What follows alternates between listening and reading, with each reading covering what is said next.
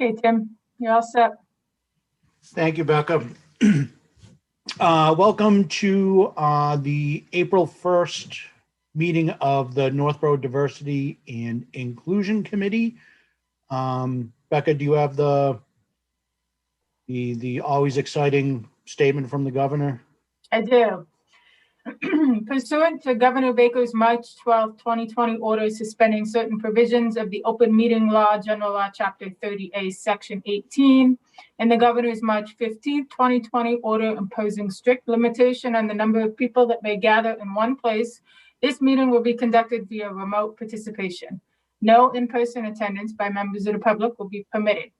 This meeting will be live streamed, but will have no option for public participation.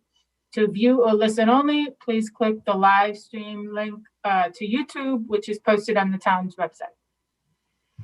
Thank you, Becca.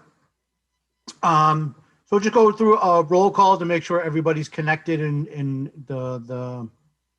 we can hear and you can hear. Mary Leach. Present. Deidre Writing. Present. Hamilton Soriano. Here. Miriam Ibrahimi. Present. Becca Meekins. Present. And we have Fire Chief David Parenti. Present. And I am Tim Kalin. So first item on the agenda tonight is approving the minutes from our March 4th meeting. Did anybody have anything to add to the notes or anything they wanted corrected? Okay, great. So we just need a roll call vote on that. Mary Leach, Aye. Deidre Writing,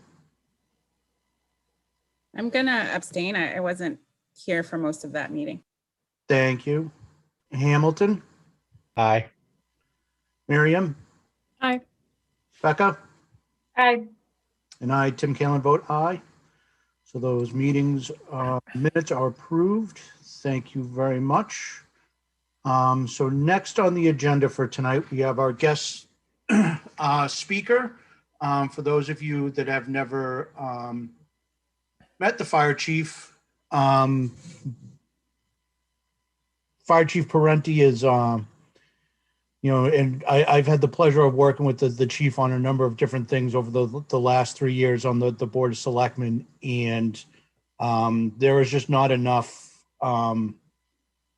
nice things that I could say about him. He's just a wonderful person and truly exceptional at his job. I think if you look at the work that he's done over the last, Chief, 6 months on the vaccination. It's been pretty crazy. Yeah.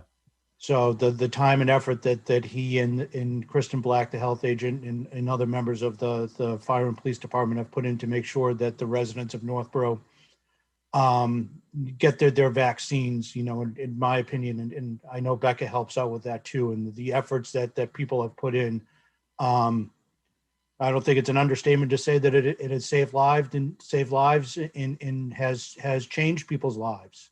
So the appreciation that I personally have and the admiration I have for the chief is, like I said, I hold him in very high esteem. So I'm very happy to have you here, Chief.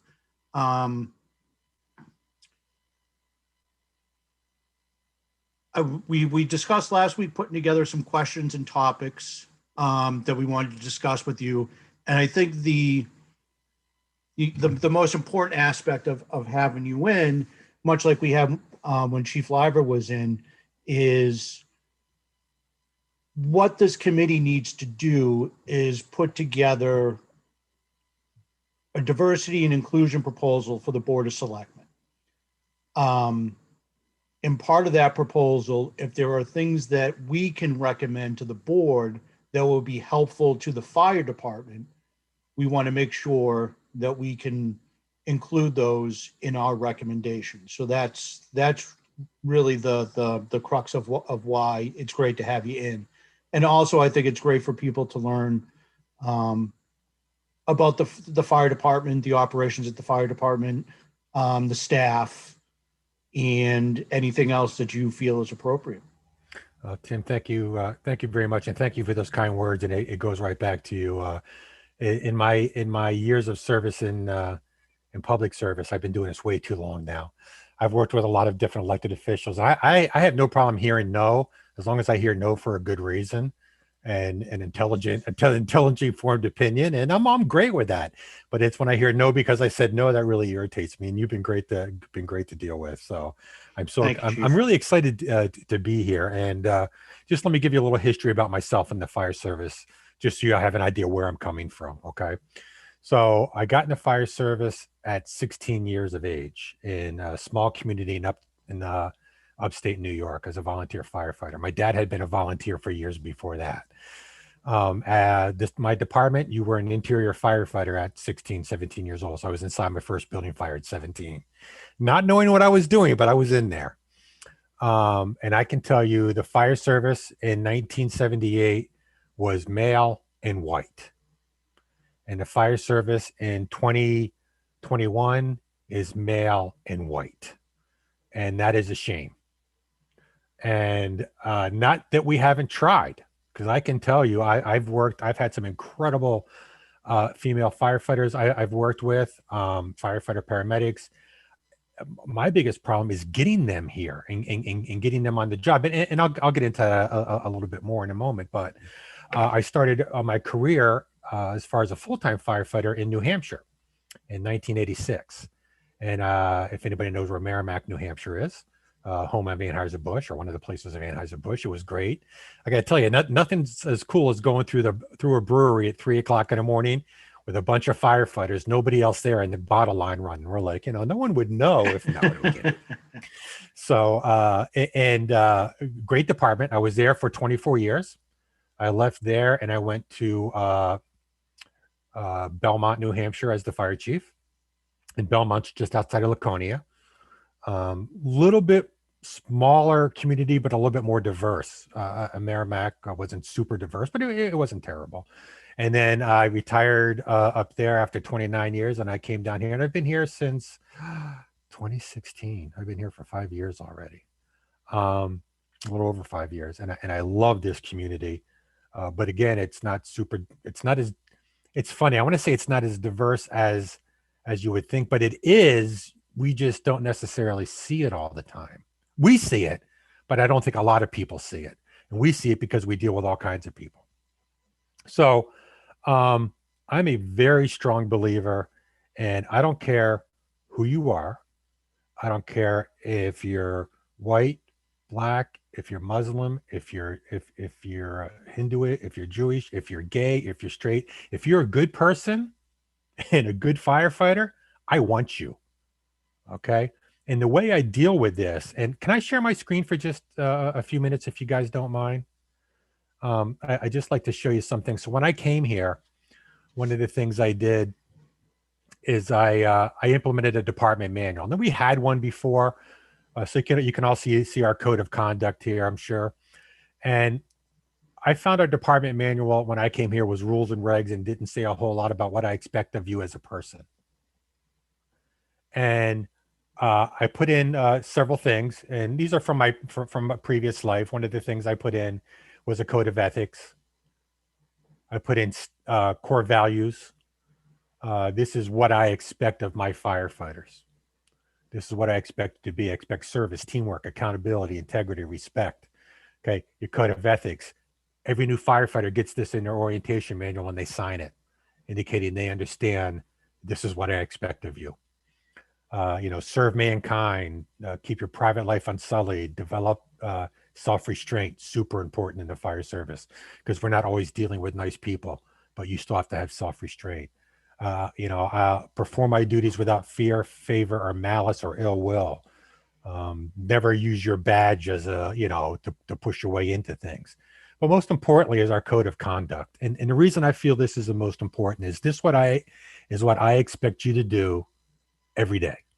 And I don't mean just when you're working with me, because one of the things I do with people when I interview them, I say, when you swear in and you raise your hand and you say, I pledge to, from that point forward, 24/7, 365, you are a Northborough firefighter. You represent the town of Northborough and the Northborough Fire Department. And this is what I expect. Okay? Your primary duty is to protect lives, properties of citizens of Northborough without regard to economic, social status, race, color, religion, gender, sexual orientation, or gender identity. Real simple. Okay, that's what I expect.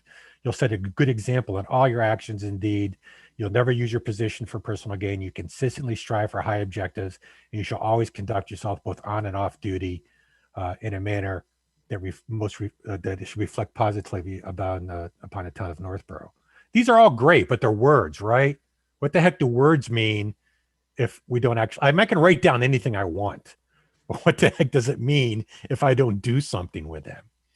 So one of the other things we do, and I minimize this. Can you guys see the standard operating guideline, or did I just share the? I don't think I shared my screen, did I? Hang on. No, you shared. I can see your screen. Okay, can you see the special roles and responsibilities? Can you see that? No. Okay, hang on. Let me stop my share. Because what I did is I didn't share my screen, I shared the application. There we go. This is another one. So you see that this was put effective 5/23/16. This is our non-discrimination. This is one of our EMS standard operating guidelines. These are reviewed every year. Every single year, a group of firefighters review these to make sure that they are accurate, appropriate, and still necessary. And this is our standard operating guideline for discrimination. No person shall discriminate in the provisions of ambulance service on the grounds of race, color, religion, national origin, age, sex, or ability to pay. We will not discriminate in its practices of hiring based on race, religion, national security, origin, or sex. I don't just say those things, I mean those things. And one of the things I do during the interviews is I put them in a scenario. I said, guys, here's the deal. Now, I try to make them uncomfortable. So I said, here's the deal. I hire you. You're walking through the day room. The day room is where all the guys hang out when there's nothing else to do at night or, weekends and stuff. I said, and you hear two guys making jokes about someone who's a homosexual. And you're offended. What are you going to do? And I want to know, are they going to play good old boy and joke along and say it doesn't offend me? Or are they going to stand up and say, I'm kind of offended by that. Could you guys, I understand it's a good old boys club or whatever, but I'm offended by that. What are you going to do? And it's really interesting in some of the answers I get, because some people say, well, I don't know. I'm a rookie. If I stand up to them, what's going to happen to me? Am I going to be harassed for the rest of my career? Am I going to be marked a bad apple? If I don't stand up to them, does that mean I'm going to be weak and that they're going to push me around for the rest of my career? So these guys are just starting out a 30-year career, and I'm asking them, are you willing to make a decision that's going to jeopardize the rest of those 30 years? And yeah, I want to know. And we have a conversation. And most of them are honest. Some of them will say, I don't know what I would say. I think I'd walk out if it really bothered me. Others will say, as a matter of fact, I've been in that situation and it does bother me because my brother, sister, cousin, best friend, whatever is homosexual or whatever it happens to be. And I said, cool, what are you going to do? And we have this conversation back and forth. And I really want to know what these people are going to do. The problem is, so that's great. I can control that environment somewhat. Question becomes, can I control what they're doing with the patients in the field? Because I'm not out in the field all the time. In fact, I'm rarely out in the field. I'm normally in the office planning vaccination clinics or all kinds of other crap. Can I control what they do at fires? How do I do this? So what we've done is we have a QA, a quality assurance, quality improvement program. And it's a blind program, meaning the gentlemen who do the review of the EMS calls don't know necessarily who they're reviewing or what they're reviewing. So they'll look at the call, they'll look at the patient, and they'll look at the care that was given. And they'll review just based on that. And then they can say this care was appropriate, it wasn't appropriate, and then I can look back and see, are there any extenuating circumstances that may have caused this? Was there a reason for it to be appropriate, be inappropriate? So again, that's all fine and dandy, but My biggest problem, guys, is finding people to hire. And Becca and I had this conversation. I think she was here 2 weeks. She says, "Do you have any women firefighter medics?" And I said, I don't. I've tried to offer them, offer jobs to them. And I had one 2 positions ago, and she had just taken a job in another community. We require firefighter paramedics. I just posted for an opening 2 weeks ago. I got 4 applications. 4. All white males. One of them is a paramedic. The other 3 are in school, medic school. It's tough because we require that paramedicine degree or certificate, and not a lot of people have that. And people used to bang down the doors to come into the fire service and into the police service, and they just don't do that anymore because we used to pay crappy and have incredible benefits. But now people can get these great benefits wherever they go. And the younger kids, I feel like an old man. I feel like my dad. These younger kids nowadays, they don't have the loyalty that when I got hired that people had. You came into a fire department, you were there for 20, 30 years. And the only time you left was for promotion, if that's what you wished. So one of my hardest parts, Tim, you're asking, what the board can do. Geez, I don't know. I need more people who are applying of greater diversity. So how do we advertise? How do we push our positions out there? How do we get to those places? Well, we have a lot of requirements as far as living. You have to live within 15 miles of the border. So your community, no, that's poorly worded. Your community has to be within 15 miles of a border. So if the border of Northborough crosses the border of your community within 15 miles, you can live in that community. You may be 20 miles away, 25 miles away, but as long as your border is within that realm, you can apply. That still limits who we're looking for. It really does. So we try to push things out in this position. Becca pushed it out for me on MMA, the Mass Municipal Association. We pushed it out through all of our websites, all of our social media. The union pushed it out, so it goes out statewide through the union. It goes out statewide through the New Hampshire. You can tell where I spent too many years. Through the Massachusetts Fire Chiefs Association.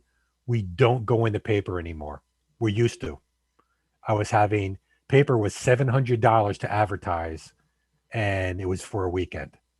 So if someone didn't pick up that paper on a Saturday or Sunday, we weren't hitting them, and trying to get the most bang for your buck. So I would love some ideas of how to get greater diversity. We did talk about this. We said, well, should we advertise in the cities? Should we advertise in Boston? Should we advertise specifically in Lawrence, Lowell, Chelmsford? We could do that, but those people would have to relocate because none of them are in the catchment area. They're too far out. They're past that 15-mile limit.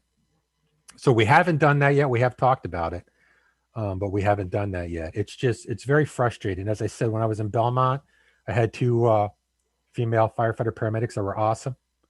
I had a call firefighter down here. I had a female call firefighter. We just lost a firefighter to Marlboro, Rich Duong, who was amazing. The guys are devastated he left, but Rich's mom, it was funny, she wanted to see pictures of him so she could send him home to her family, which I think were in the Philippines. I'm not sure where her family was, so they could see him in his uniform and doing work and stuff. But that's my biggest battle. It's hiring somebody who can do the job, and trying to be more diverse, because you know what? Our department does not reflect our community in any way, shape, or form as far as diversity. And it used to be, understand, fire service used to be white, male, and Irish or Italian. Because when the Irish and Italian came here, they were the only jobs they could get. No one else wanted to work the fire jobs because you had to live at the fire station except for a few hours to go home every now and then and meet your family, then go back to the fire station. Now it's kind of become a tradition, right? That's what we have, a lot of male, white fire service. We like to say the fire service is 200 years of tradition unimpeded by progress. And that's really an accurate statement sometimes. It's very frustrating. the statement, "Well, we've always done it that way," is consistent throughout every fire service department I've been involved with. And I try to break that every day. I have it on my wall. That's the most dangerous statement you can make in the fire service. We've always done it that way. That's how you kill people. So we're making progress, but that's just that's wanted to give you a kind of an overall of where I come from, what I think about. And I'm here for questions or concerns or anything you guys want to bring up. So here I am. The one question that comes to mind immediately is about the 15 miles. Mm-hmm. Is that a town requirement, or is that, because I know like when we talk to Chief Liver, there's town requirements and then there's state requirements. Right. So what happened is after 9/11, everyone panicked.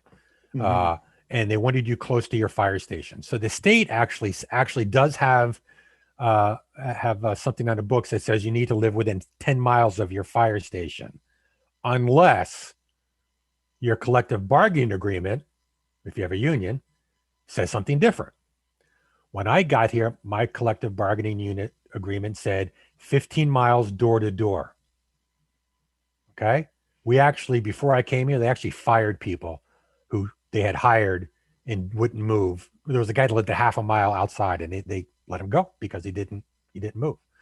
I said, look, we got to do something. We got to expand it. I want more people. I want greater, and so we were able to change it to 15 miles border to border, which greatly increased our catchment area, but still not enough.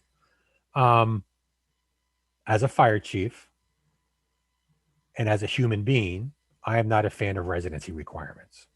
I don't believe it makes sense. And let me tell you why. I could have a guy that is a full-time firefighter who lives 2 blocks from the fire station. When he gets out of work at 8 o'clock in the morning, he doesn't ever have to come back. There's no requirement for him to come back. The big issue for the residential was that if we have a major disaster, they can come back and assist us. I have guys that live in Auburn. I have guys that live in Douglas. They don't come back. Maybe if I had a third alarm or a fourth alarm, I'll see those people. Maybe if we had a tornado or, I'll see those people. But that's the reason for it. I have never been a fan of it. In my previous 2 departments, I got rid of it. I got rid of it when I was in Belmont, and I got rid of it when I was in Merrimack because I didn't think it was an appropriate thing to be able. Who am I to tell people where they should live? I'm sorry, that's not my business. As long as you're here at 8 o'clock in the morning because you're supposed to be at work at 8 o'clock in the morning, okay, that's what a lot of people will disagree. I don't know if Becca disagrees with me, but that's just my opinion. I think you restrict yourself too much, Tim. I think you really do with that. But it's in our collective bargaining agreement right now.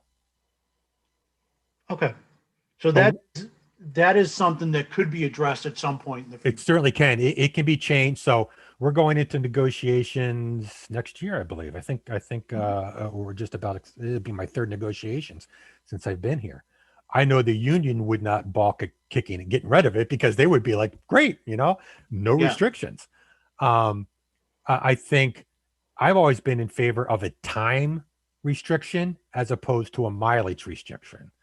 So if you're going to have one, say you need to get to the station within an hour. Mm-hmm. I may live right off a highway, be able to and live 40 miles away and be able to get here in an hour, but I may live across the other side of Worcester and be within 15 miles, but not be able to get here for an hour and a half. Right. It's right. So that's why I've always been in favor of, if we're going to have some kind of restriction, to have a time restriction. And you can say, well, how do you do that? Hey, man, we live in a world of incredible technology. You put an address in Google and you say, how long does it take to get from this place to this place on a regular time? And you base it on that. Yeah. Yeah. That's a good point. You could live in Chicopee and get here in an hour. Exactly. Newton, and you might get here in an hour and a half, depending on traffic. Yeah. I have guys that live in Westminster. I have guys that live in Sterling. It used to be everyone lived in the community you served in. Firefighters, I gotta be honest with you guys, firefighters can't afford to buy a house in Northborough. They just can't. They're not making enough money. The firefighters they do have that live in town are either captains who have been here for 25 years, who bought their house many years ago, or the guys who were just were fortunate enough to get into a house. Majority of guys live out of town because that's where they can afford to live, to buy a house. Yeah. Well, that's good to know. That's good to know that because I agree with you that 15-mile limit could it's an unnecessary cap It is. on possible recruitment. It is. And I think, there's always, you can always use it as a tool in negotiations. I don't agree with tools in negotiations. I believe in being honest and straightforward, and you get a whole heck of a lot further and where you need to be. And I just think it ties us down too much. It restricts us way too much. I've had people call up and say, I live here. Do I have to move? The answer is yes. They said, sorry, I'm not applying. Yeah. Before I ask another question, does anybody else? I do. Oh, go ahead, Mary. Real quick. Thank you for being here, David. We appreciate it. So I don't know anything really about what's required to become a fireman. And so the last position you said was a firefighter / paramedic. Yeah. So are there also firefighter? So I guess my question is twofold. Are there just firefighter positions and then firefighter paramedic positions would be my first question. Then second, what are the credentials required to become a firefighter and a firefighter / paramedic? Awesome question. So yes, there are firefighters. There's firefighter basics. There's firefighter with a firefighter EMT basic, firefighter AEMT, and firefighter paramedics. In Northborough, we run what's called an ALS ambulance service, Advanced Life Support Ambulance Service. And because of that, we only hire paramedics. So since I've been here, that's all we look at are firefighter paramedics. In fact, many of the people I hire are paramedics that we train to be firefighters as opposed to firefighters that we train to be paramedics. It costs, I could open it up, and some larger communities do this. Westboro has started doing this because we're all having the same problems. Westboro will hire a firefighter, a basic EMT, with the understanding you'll be a paramedic within 3 years or you'll lose your job. The problem is it costs $12,000 to send someone to paramedic school, plus covering their time that they're supposed to be on duty. So it's very expensive to send someone. So smaller departments like us, it's difficult for us to do that. So we normally hire just firefighter paramedics. To get on the job, you need, or to get your paramedic, you either have a paramedic certificate, which is about 18 months of school. Okay. Or you have your paramedic degree, which is an associate's degree. So you can either, a lot of guys, more and more people are going for their associates because it lets them take the next step up either to their bachelor's or the master's, wherever they want to go. But I still have quite a few. I still have several guys that just have their certificate, their paramedic certificate. So that's you have to be good at science. You have to be good at math. You have to be able to figure out when you're in the field somebody's weight, how many kilograms they are, therefore how many mLs of whatever drug I have am I going to push, or you're going to kill somebody. So you really need to be good at these things. So there's that part. There's that schooling part. Then once you get hired, before you even walk in my door, there's a full background check. There's a full criminal check, driving check. We don't do a psych exam at this point in time. We have talked about it. I think the police do one, but we don't do one yet. Then there's a PAT. There's a physical aptitude test that you have to take that the state gives. And you don't have to be a firefighter to pass it. So in other words, you don't have to know the skills of a firefighter to pass it, but everything that it's comprised of are firefighter relating type things. So we're checking your upper body strength. Can you pick up a ladder? If you can't take a ladder off of the side of a truck, you're no good to me. Can you pick up a stretcher? So there's a lot of different things like that. And you have to take a full physical with a full drug screen and all that. That's before you ever even walk in the door. Then you walk in the door, and I'll send you to the fire academy for 10 weeks. Okay. Fire academy is Monday through Friday. Every morning you do an hour of PT, very intensive program, everything from interior firefighting to inspections to everything. At the end of those 10 weeks, you graduate, and now you're actually okay to be considered a probationary firefighter.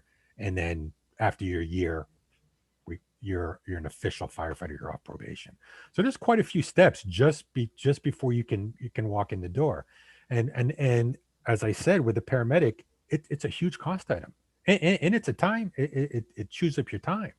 You got to figure 18 months of going to school, 2 to 3 days a week, weekends. That doesn't include ride time you have to do, because once you get your education done, you have to do clinical times. So you're working in the hospital, you're working in ER. You have to do those. You have to do rotations through OB and all that stuff. And then after that, you have to do ride time with an ambulance. You have to do so many riding hours, all uncompensated. Unless, of course, we hire you and then we're training you, then it costs a lot of money. So again, that's why that's the issues. Did that answer everything, Mary? Great. Yes, thank you. Certainly. Deidre, you have a question? Yes, thank you. First, thank you, Chief Parenti, for joining us today. I really appreciate all the information you shared. I've learned a lot. As you're talking, every time you say a few things, I have another question. So I have 3 right now. The first actually is piggybacking on what Tim was saying. I want to know a little bit more about what you were saying about recruiting in Boston and faraway cities. Sure. And sort of, I guess, why haven't you done it yet? And do you have others done it? Do you think it would be fruitful? Like, what do you see the outcome would be? So I can tell you just about all departments within our area have residential, either clauses within their collective bargaining agreement, or they adhere to the state residential clause, okay? Which is the either 10 miles door to door or 15 miles. Some have 25 miles, some have 30 miles, but they all have something within their contract. As to why we haven't, you know what? I don't have a good answer for you. I can tell you that, well, I do, but it's not a good answer. How's that? I have an answer, but it's not a good answer. So the hiring process is pretty intense too. And Tim's been involved in a hiring process. We do an oral board. We then do a firefighter EMS practical. This is to see if they have the skills, and not necessarily a firefighter. You don't need to be a firefighter, but can you follow directions and do the job? Then there's the chief's interview. So there's a big thing. So I've not always been concerned. I'm concerned that we're going to put a lot of money in. We do all this testing. Somebody takes the job from Boston and says, yeah, I want the job, but I'm not moving. So now I've gone through this whole process and I'm no further ahead than where I was. So, or yeah, I'll take the job. I have a year to move, right? And that's what the contract says. You have a year to move within that radius. Now, whether they're hoping that something changes within that year or whatever, I don't know. So that's why we haven't. It's not a good answer. It really isn't. But that's why we haven't. I tend to be, I'm not going to say I'm a fiscal conservative because that wouldn't be super honest, but I don't believe in wasting your money. I don't believe in wasting the townspeople's money. And I hate to put all this effort into hiring somebody and saying, okay, we're all ready. Well, I'm not moving. You know, I'm sorry. And I've had people tell me that they're not going to move. Or we hire someone, they stay with us for a year, and then they go back to Boston, they go back to Lawrence, because we hire them, we train them, we pay for them to go to the fire academy. Now they're a valuable asset to Lawrence, Lowell, Chelmsford, and they go back to them. So that's always a concern as well. Again, not a good answer, but that's the reason why. Along those lines, you mentioned how you could accept a firefighter and train them to be a paramedic. Is the reverse also true? You can recruit a paramedic and train them to be a firefighter? The reverse is more often what does happen, that we hire paramedics and then train them to be firefighters. Okay. Because what normally happens is someone decides they want to get into paramedicine, and they decide to go, they get the degree, they start working on a private ambulance service, Worcester EMS or Vital. You see all the trucks running all over the place, right? Problem with private EMS is it doesn't pay very well. They don't treat their people very well. And there is no retirement plan, right? So what they'll do is they'll get the certification, then they'll start looking for jobs in the fire department. And then when I hire them, they come in as a paramedic. I can send them to 10 weeks of firefighting school as opposed to 18 months of paramedic school. Much cheaper, much easier for me to do. The only problem you run into is sometimes is you get paramedics that really don't want to be firefighters. They want to be paramedics and they want to get the retirement system, but they really don't want to fight fires. That's the fun part to me. I don't like the medical stuff. I like the fire stuff.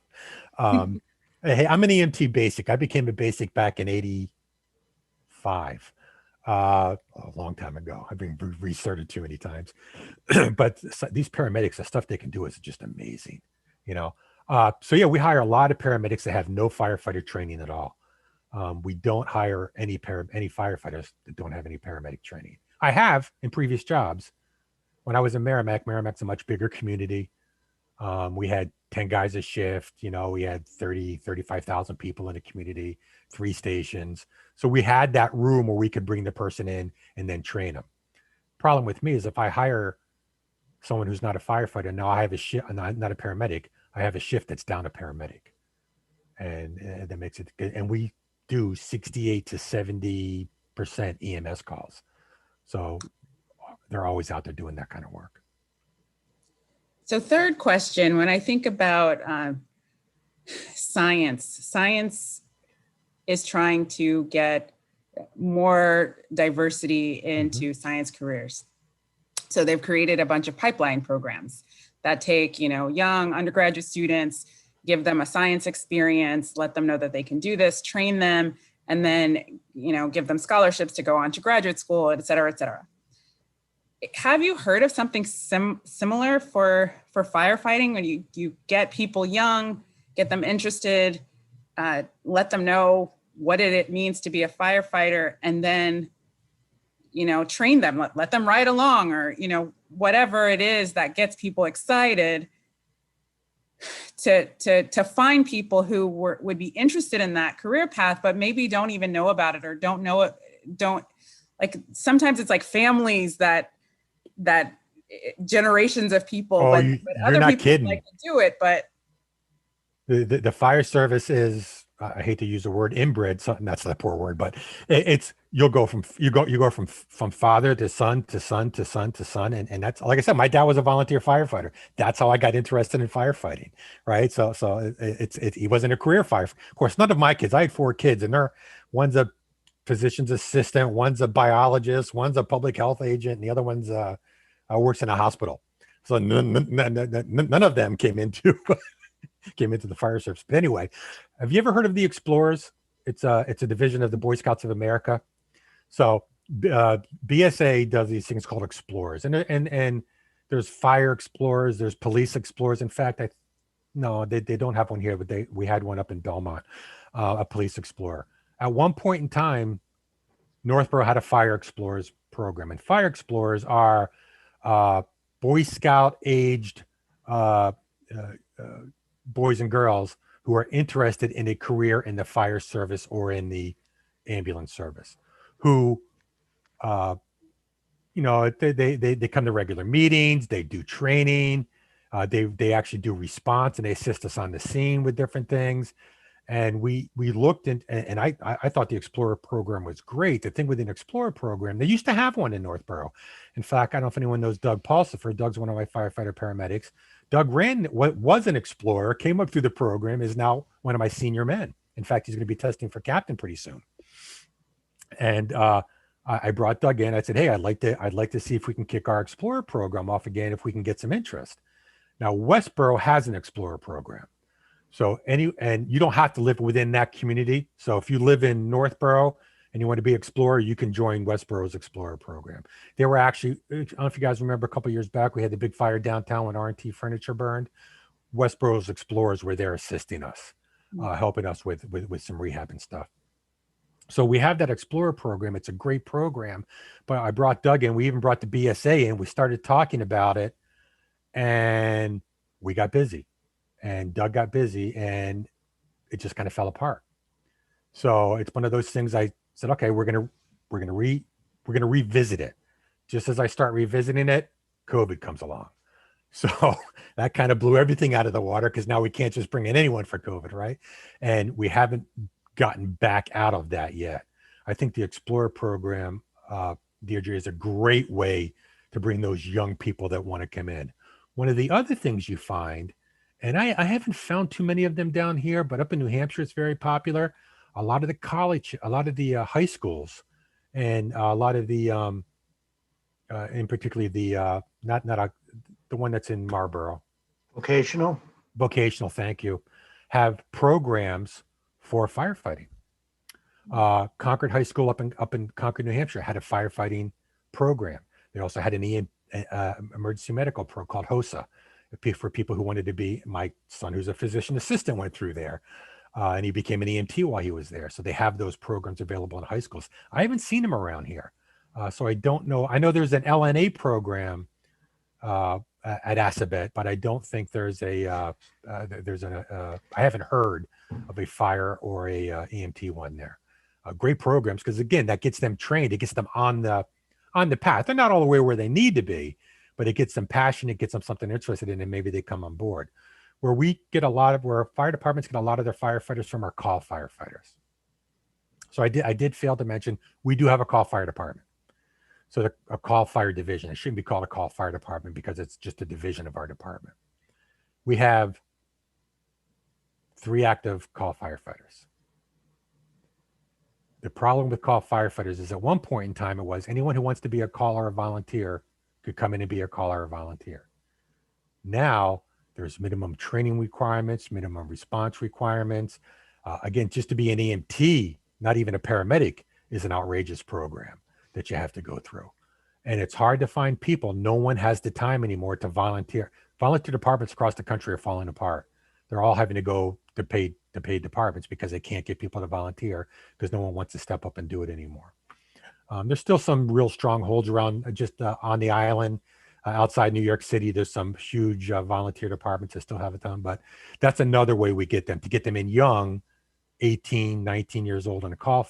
In fact, Brian Hatch, who's one of my firefighters, came right from our call department. A great guy. He just got his paramedic. So he's doing a good job. So that's the kind of organizations or the kind of young training we can do, training for youngsters we can do to get them in.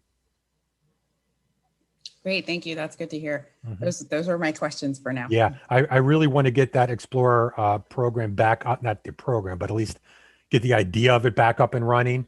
And Doug actually, who the former Explorer is, actually does my call firefighting testing, and we have about 3 or 4 applications. We're going to be running a test for that sometime in the next several months. Again, we were waiting for COVID to knock down a little bit before we brought strangers into the fire station. So Cool.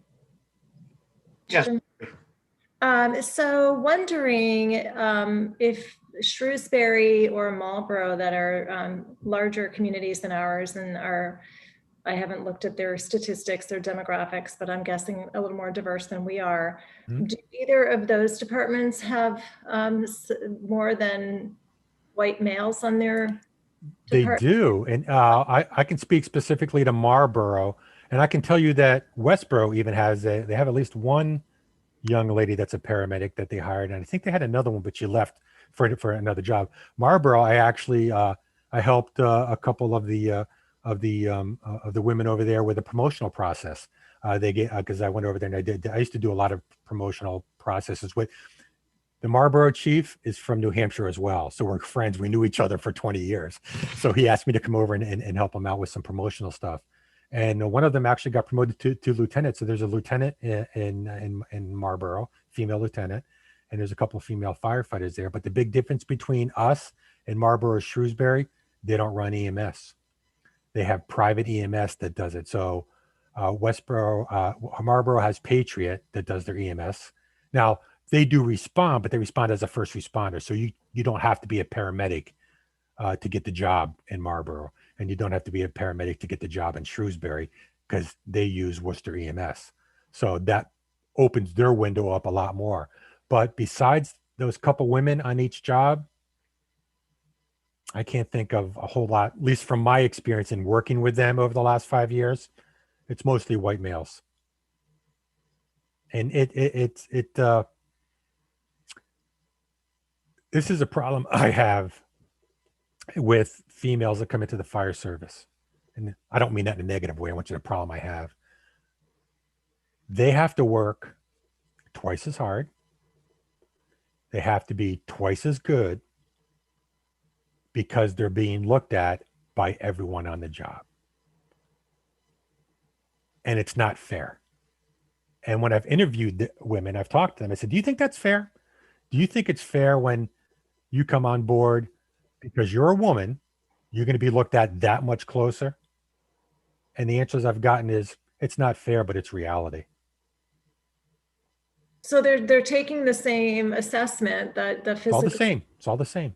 but they feel, so it's more of a personal thing that they feel they have to, it's not necessarily the other members of the department that are making them feel that way. It's just a female feeling like she needs to prove herself. I think, so in my experience, and I can only speak of the ones I've dealt with, Yeah. I think some of the women think that they have to prove themselves. Okay. I think some of the guys, and this really irritates me. I've heard a guy say, well, you know, so we sleep together. Okay. In Northborough, I do not have female quarters. I have 2 bedrooms. I got 3 in one bedroom and 2 in the other bedroom. Mhm. That causes problems. That's one of the things we're looking at with the new fire station. I don't have separate bathrooms. I have one bathroom upstairs with a shower. Okay. So that causes problems. There was a woman that worked in Northborough before I came. She ended up leaving and taking a different job, but that caused all this big hullabaloo. Now, other departments I've worked at, I had single quarters, so it made it easy. They could all have their own bedrooms. And that's actually what the new fire station is proposed, to have their own single bedrooms and single bathrooms for that reason. But anyway, getting back to your original question, I think some women believe they have to prove themselves. Some men, their spouses don't want them working with women. Honest to goodness, I don't want my husband sleeping at the fire station because there's a woman there. Some men don't want to work with the women as a firefighter because they can't pull me out of the building if something goes wrong. I said, do you think so-and-so can pull you out of the building if something goes wrong? And they look at me. Mm. And I said, you know, he's smaller than some of the women we've talked to, or not as strong. So don't give me that line. That's BS. There's a lot of fear. There's a lot of unknown.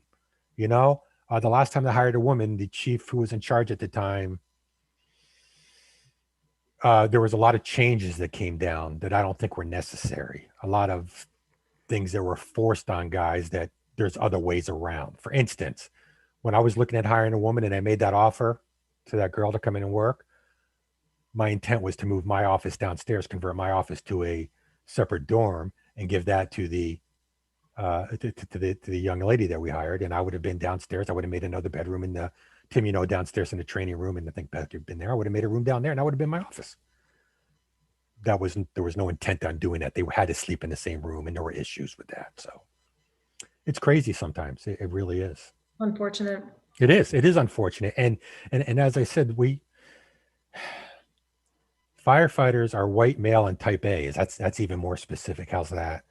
And they're very macho, and they're very much. And you guys, have any of you ever watched Rescue Me? Remember the old Rescue Me show?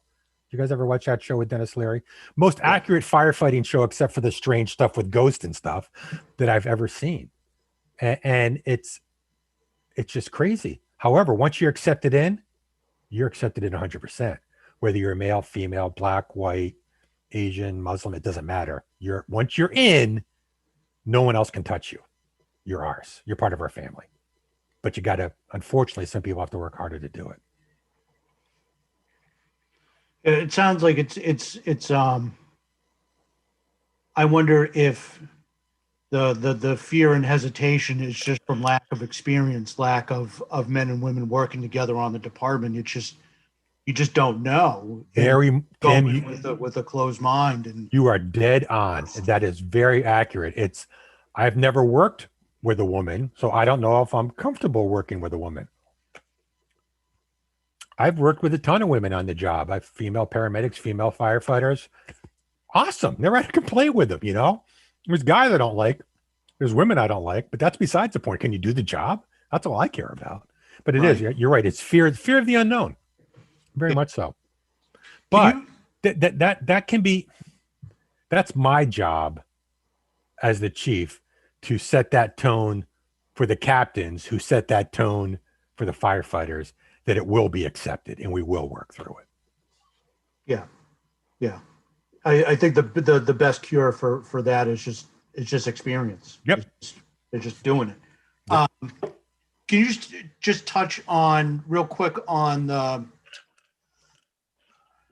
how helpful the new fire station will be from a personnel standpoint? Yeah, so right. Have you has anyone besides, have you guys been in? I don't know if you've never been in the fire station. You're all welcome once COVID's gone to come visit. You can't come right now, but you're welcome once COVID's gone.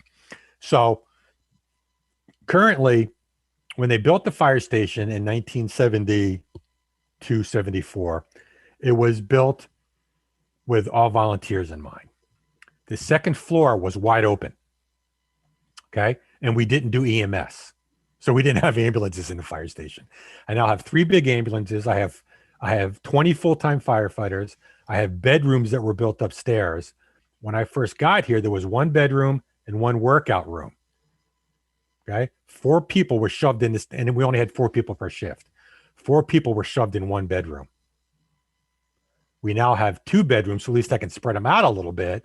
I moved the workout room downstairs to the training room, and at least they can spread out. But the problem is there is no privacy when you come in for 24 hours, and we work 24-hour shifts. So we don't, excuse me. I work kind of a normal job. They work 8 to 8, have 2 days off, work 8 to 8, have 4 days off. So they work 24 on, 48 off, 24 on, 96 off. And that rotation is all, doesn't matter, holidays, weekends, whatever. It's always the same rotation. So from the time you come in to the time you leave, it's hard to find a place where you can have some time to study, where you can have some time alone, where you can go, even to take a shower. The shower is a gang shower, and there's the bathrooms right in there. There's nowhere to get privacy. So what we've looked at for the new station is we built in individual quarters for every person. So if we staff, we could sleep up to, because we had 7 bedrooms, I think. So 5 people on duty and then a couple spare bedrooms if we needed to, and 2 beds in each bedroom. So each person would have their own bedroom when they were on duty. We also have separate bathrooms for each person. And let me explain to you why. Cancer in the fire service has become the most deadly thing that we're dealing with. We are losing more firefighters to cancer and suicide than we are to fires and heart attacks. And the reason is because everything they build now is all artificial, right? It's not like the old wood and plaster and, the old traditional houses that took forever to burn.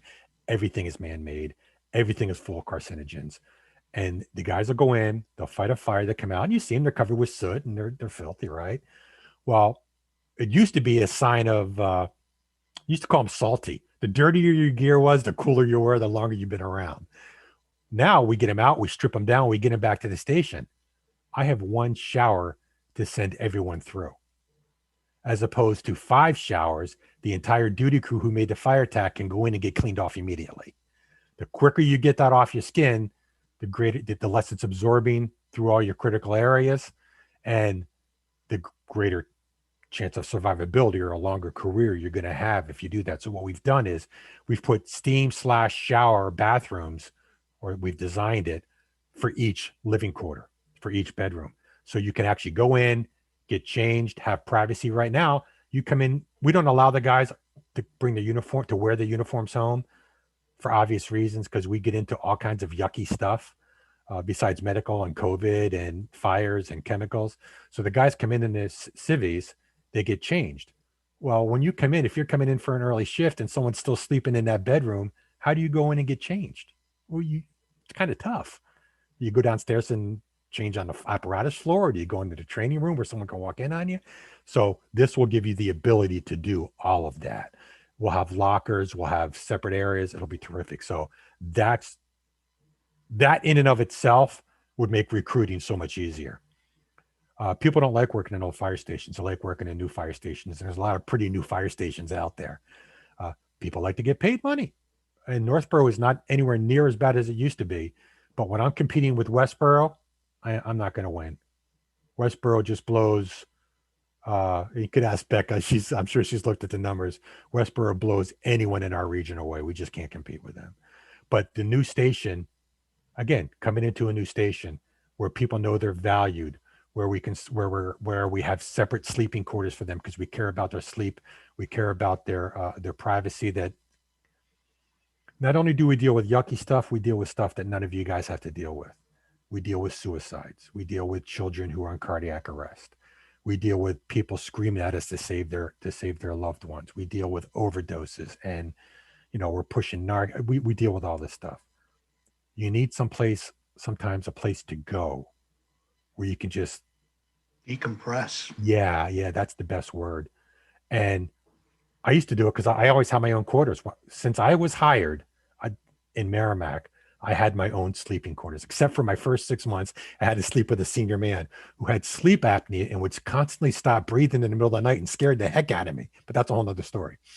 But I had my own quarters. So I could go in and go, oh my God, did I do okay? And start and just let it go. Or maybe call your wife or call your husband or call whoever and say, I just need to talk to someone. Now we talk to each other a lot, but it's nice just to have that privacy. We just don't have that now. We have nothing like that now. So very excited to see things move ahead with the new station sooner than later. I have a Go ahead. you did that again. Both ants, and I'll see if I can answer it at the same time. Go ahead. So one thing we've been asking everybody about is about training. So I think that the fact that you're like setting the tone from the top about respect and everything, that's very important. I also wanted to know what type of training that firefighters receive, both in like interaction with coworkers, but as well, I mean, as a paramedic, you're probably dealing with health equity issues and things like that. So how much training there happens? Yeah. So we do, there's required continued education for all paramedics. So all of that is always covered in when you go through medic school, right? So you go through medic school and they cover dealing with diversity and they cover inequity and some health and how they cover all those issues, but they cover them like this much, So you get that because you really focus on putting the right stuff in the syringe and in the body, right? So we want to get that right. So what we do is, and I just sent Tim a link to a seminar I attended the other day. The IAFF, the International Association of Firefighters, and the IAFC are constantly putting out. In fact, I was just attending another one today. Programs on diversity, programs on dealing with those who are in special needs and how to work with them and how to present to them, programs in recruitment and retention. And we take all these hours and we make them available to all of our personnel. Okay. So they can use those hours as part of their continuing ed that's required to maintain their paramedic license. So we do that. That's one thing we do.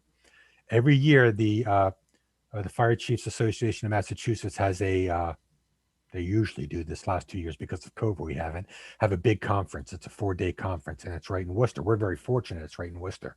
I make my captains go because they have those types of programs at that convention, right? So you can go in and I say, hey, I want you all to attend this one.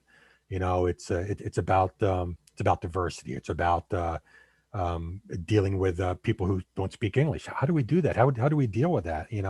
And how do I deal with someone who I go and again, I was just listening to this thing today and it talked about, and I've had some of this experience myself, where you go to someone's house and they have built a shrine to their God, whichever that happens to be, and they're burning incense in their closet.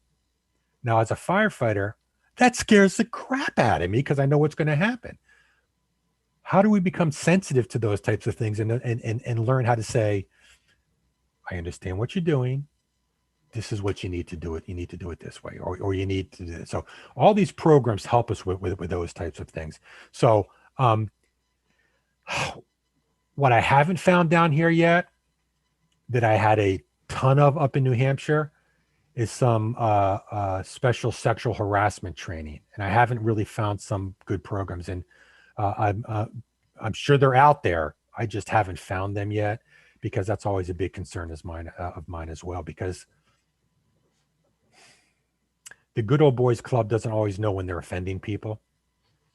They really don't. I think, and sometimes if I'm not there to call them out, or someone's not there, I want them to think twice before they open their mouth sometimes, and realize if it doesn't feel right, it's not right.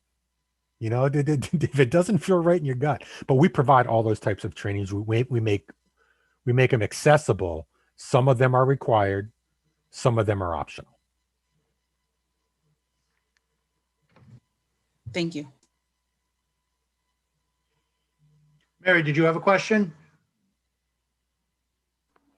I do, and I'm not sure that you can answer the question, but you raised the point that Northborough is paying less than the communities around us, such as Westborough. You don't have to give numbers, but are we far apart? And do you feel that that could have something to do with recruiting efforts?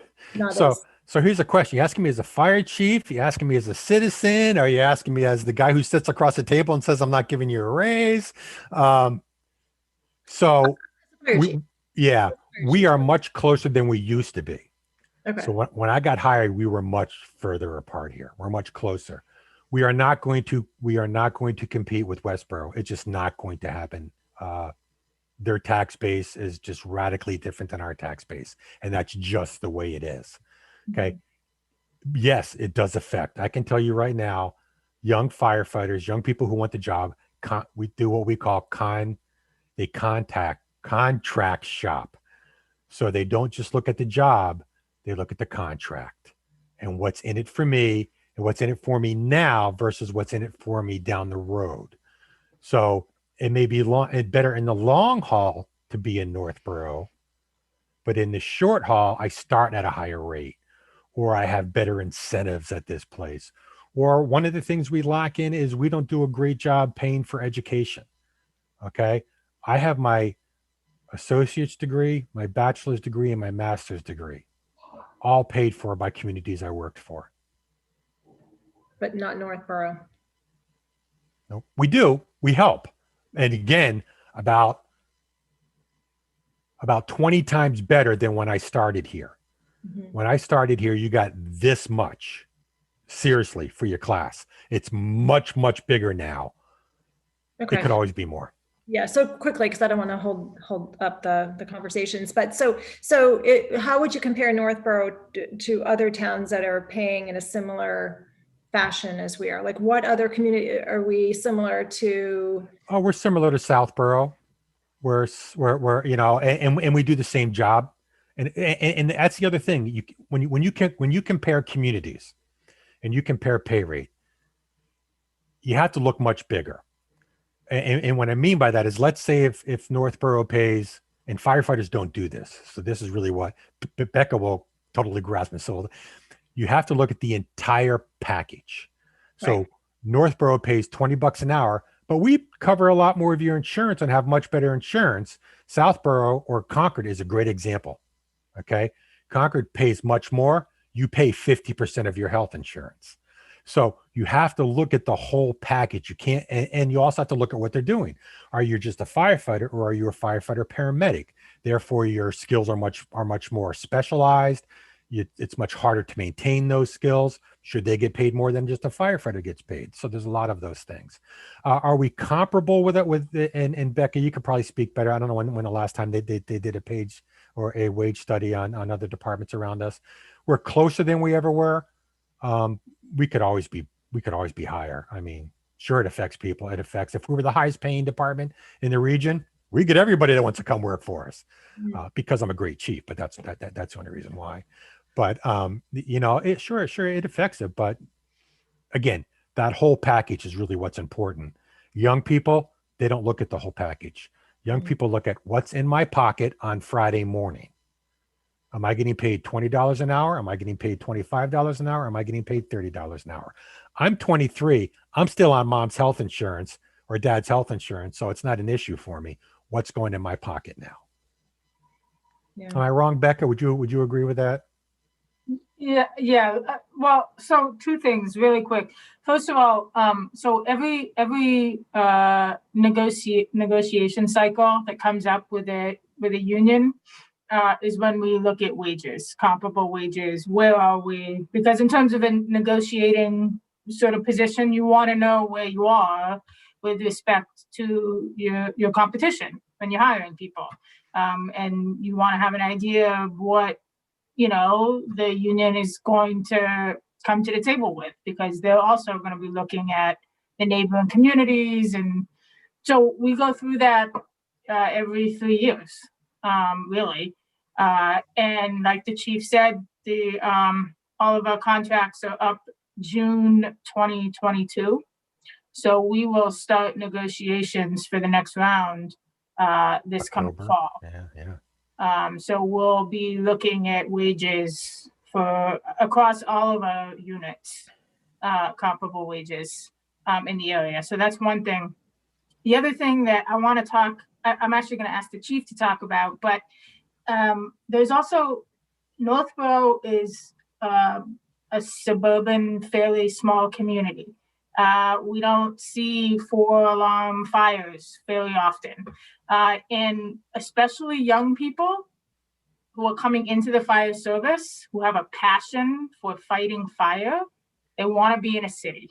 They want to be in a place where there's a lot of action, where they're on calls constantly, and we are never going to be that. And you talked about Rich, and I don't want to throw him under the bus because he's leaving us, but he's going to Marlboro because he has always wanted to work in the big city. Rich was one of those diamonds in the rough that I found, to be honest with you. So when I offered Rich the job, he hadn't even finished his ride time yet. And this is one of the few times I've ever done this. I said, I'll tell you what, I'm going to make you a conditional job offer and I'm going to hold it for you for 2 months. And you have 2 months to finish your ride time. He finished his ride time. He's passed his paramedic. He came on. He has been awesome. He told me the minute he walked in the door, Chief, I've always wanted to be a firefighter in a big city. If it happens, I'm going to be honest with you. I'll look at it hard if something comes up. Marlboro came up when he was there probably about a year. And he said, I'm not going to test. I'm going to, I still feel that I owe you because you waited for me. So Marlboro came up this time. He comes in, he says, Chief Breen offered me a position. I said, maybe Chief Breen, it's Kevin Breen. He's from Marlboro. I said, I'm going to call Chief Breen and I'm going to beat him with a big stick. Because you know what? I would have done the same thing for Rich. I would have stole him from somewhere else. But I said, why do you want to go? Is it the pay? Is it and I've asked everyone that's left, is it the pay? Is it is it me? Is it the community? Why do you want to go? And Rich's answer was, I've always wanted to work in a city. I want to be on the engine. I want to fight fire. Understand, Marlboro doesn't fight any more fire than we do per station. But he's off the bus. The bus is the ambulance.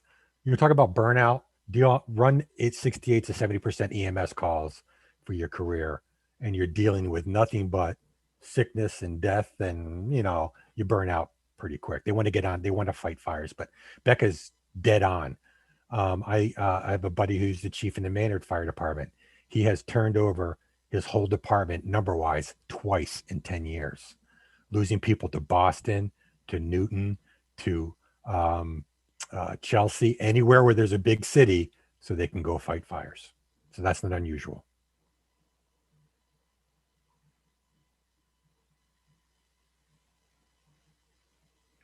Anybody else have any other questions? I understand. I'll talk for like 3 hours, so I don't care. I like to talk. So. I think my question is going to be to touch on the paramedic piece of it. Sure. How many communities outside of Northborough are requiring that to work as a firefighter? Yeah, great question. So most of the smaller communities are fire-based EMS. Okay, so they have their emergency medical service works out of their fire department. That way you're getting more bang for your buck. You're getting firefighters and paramedics, right? So like with us, I have 5 guys on duty. If it's a fire call, they all go on the engine. If it's a medical call, 2 go on the ambulance, 2 go on the squad. So you're getting more bang for your buck.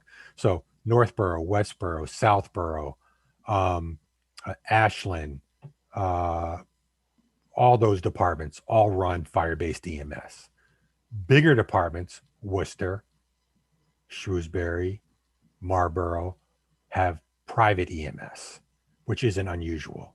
A lot of those places have either had EMS or are trying to get EMS because, again, fire calls are going down. We're the only people who work ourselves out of a job through fire codes. Don't ask me. Fire prevention, we put fire, we stop fires from happening, so now we don't have a job to do. But a lot of the smaller communities, the ones that will hire the basics, like I mentioned, and train them up, or the A's and train them up, are starting to grow. So Hamilton, Westboro will hire someone who's an A and train them. I just saw Ashland, who's about the same size as us. They just put out a posting. They're hiring A's or basics who have to become a paramedic within 3 years. Because if I were to put out an ad for an EMT A or an EMT basic, I would have 4 times, 5 times, 10 times the numbers of a paramedic. And then as an outsider, that's what I'm seeing. Yeah. Because that educational piece is really putting a lot of people out of even the running to apply. It is. Right. It is. Unfortunately, fortunately, we provide the EMS because that's really important. You can have private EMS, but the problem with private EMS is we have no control over the employees, over the service they provide, and all the money that they get goes out. So understand, we bill for our ambulance calls. We use a large majority of that money to offset the cost of running the fire department. Okay, somewhere around this year, it'll be somewhere around $500,000 or $600,000 that we'll use to help offset running the fire department. Okay, so that helps a lot. But it's that scary part. You are dead on getting those people who want to take on that edge, or who can do the education without coming on board. There's plenty of smart people. We could hire them, but they can't afford to go to school and put food on the table at the same time, right? Whereas if they worked for us and we said, okay, we're going to hire you and we're going to send you to school, but here's the fear. We hire them, we send them to school. Westboro hires as soon as they're done with school at $3 or $4 an hour more. Where are they going to go? Right? Now, there's ways around that. I've seen contracts. I've seen them, not collective bargaining agreements, although I have seen it in collective bargaining agreements that say, if we pay you to go to school, you owe us 5 years of service. For every year that you serve, a percentage drops off what you need to pay us back, right? So if it was $50,000, let's say, each year $10,000 would drop off what you're going to pay us back. At the end of 5 years, you've paid us back. We've gotten 5 years of service. If you choose to go somewhere else, okay. The problem is collecting that $40,000 when they leave after the year. That can be difficult. It can, not that you can't go after them, but I've seen that work. A lot of places up north do that because they need the firefighter paramedics, and the only way to get them is to bring them in and send them out for training. Right. So definitely including that incentive to stay has to be there. Oh yeah. If you are going to bring someone on and pay for their educational piece. Yeah. I work in the private sector, so in the finance industry, they do a lot of sign-on bonuses, and will say, after this year, then you only owe us 25% of it. Yep. Same thing. Yeah. So it's definitely same type of thing. So it's frustrating because I know there are so many good people out there that want to do the job that either just don't have the education right now. Doesn't mean they don't want to, or just don't have access to it. I think that Hamilton, that's more critical. They don't have access to it. They can't afford to go to Quincy, even though Quincy, I mean, that's a great school. I've hired several paramedics out of Quincy, or just to go to Pro EMS just for, instead of going to their college, just going for their cert. But it costs a lot of money and a huge commitment. The time commitment is just gigantic. Right. When we talk about diversity, I think that's where you're going to find a diverse group is getting that piece of education side paid for by the town of Northborough. Yep. I don't disagree with you at all. I think you're dead on. So, but the problem is $12,000 for school. Okay. Then they also have to go through the fire academy. So that's 10 weeks. I have to cover their time. So that when I hire them, I have 5 guys a shift. We don't carry extra people, right? So that means someone's gone from that shift. So I have to fill that overtime for 10 weeks. Then when they're going to school, I have to fill that overtime while they're gone, because it's not right for them to, I certainly wouldn't expect you to take vacation if I'm hiring you. I'm not paying you overtime when you're off duty. Okay. That's the agreement we'll make. When you're off duty and you're going to school, you're on your own, but it adds up. It adds up a whole lot. And I've seen contracts where you have to pay everything back, not only the tuition, any time that we've covered for you, you need to pay back if you leave early. I know Maynard just kicked one in for the fire academy. If we pay for you to go to the fire academy, you have to pay us back if you leave before 5 years are out.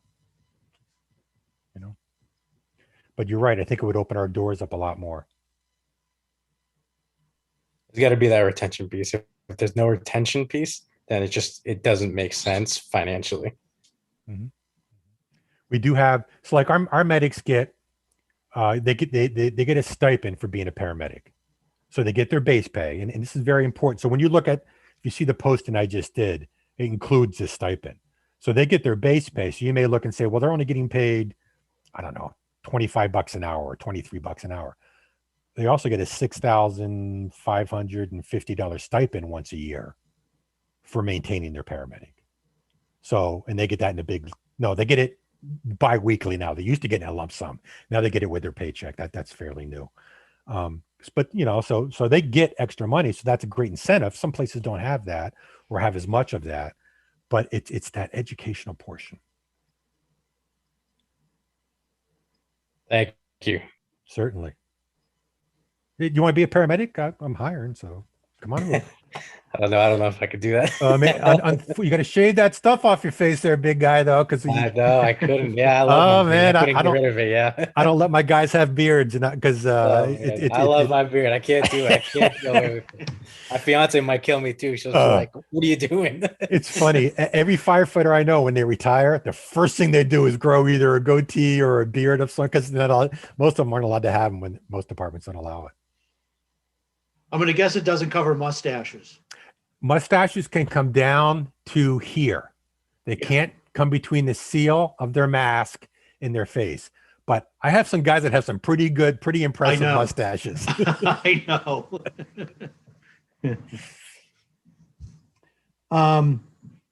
Anybody else have any other questions?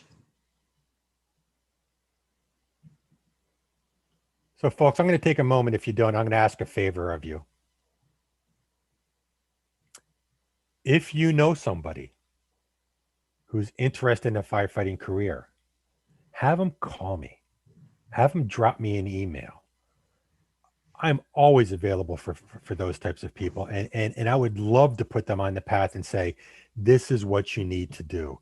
This is step 1. This is step 2. This is step 3. Because some people just don't know where, I've always wanted to be a firefighter, but I don't know what to do. I don't know how to start.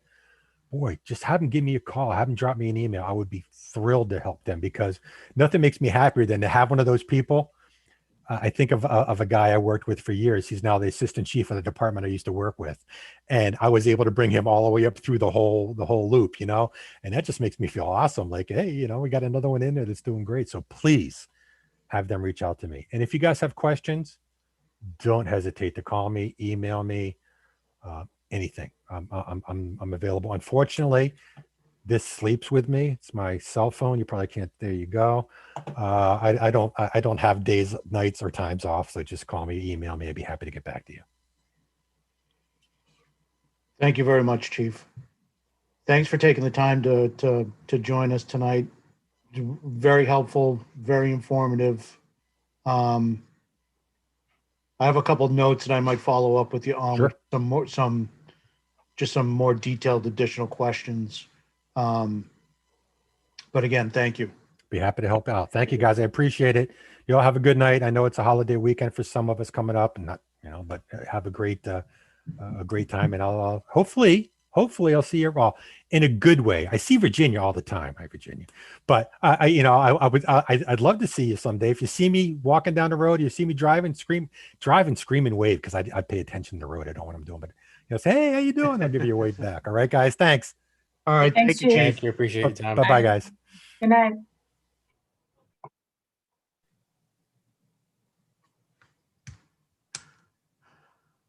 Very much enjoy the chief. Next item on the agenda for tonight was the survey, and I'll be honest, I've been swamped at work and I have not had a chance to look at the survey this week. I know that it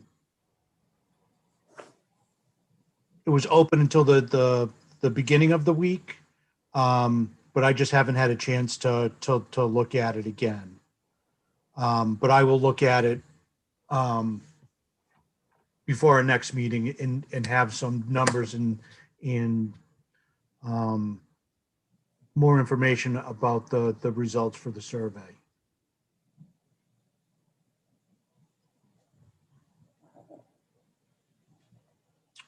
Next up, we have the guest agenda for our upcoming meetings. Beckett and I had a discussion about which boards and committees we would ask and which ones it made sense to pair up, to have in two at a time. So Beckett, did you have a chance to reach out? I did. So, hold on, let me get my notes. Okay. Yeah, so Lauren was able to secure us a meeting with the superintendent and the Coalition for Equity, I think. Yeah, okay.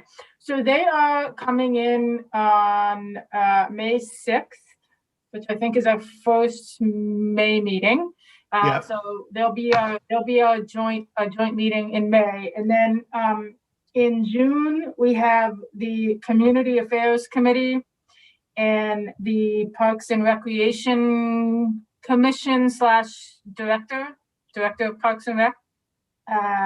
In July we have the Library Director and the Senior Center Director coming in, along with possibly a representative from each of their committees, trustees.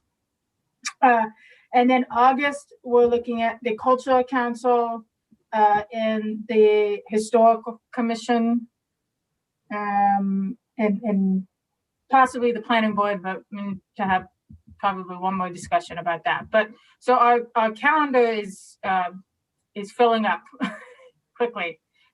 Most people, I should say, everyone I reached out to was thrilled that they had been tapped to come talk to us. So I think that's really great news about sort of the reputation that this committee has gotten itself so far. So I'm looking forward to those discussions. I had a question. So after we did the brainstorming, I thought we came up with a really good list. And then later I was thinking, do we want to talk to local businesses, or is that outside of the scope? Mary, I think, Mary, Mary sent Tim and I she sent us several awesome emails, but Yes. one of them had to do with this. So Mary, why don't you pipe in here? So Reader's Digest version. So I had an experience on Saturday night with a neighbor that we've been friendly with for 2 decades. And I know we don't sit on the same side of the aisle on many issues. And this one was a little unclear to me until Saturday night. So it got very heated. And basically what my neighbor, one of my neighbors had asked, how's it going on the diversity committee? And I said, it's going great. We've got some really great ideas. We're still kind of, formulating, and then we'll be making a recommendation to the Board of Selectmen. And the other neighbor piped in, why do we need that? Our community is fine.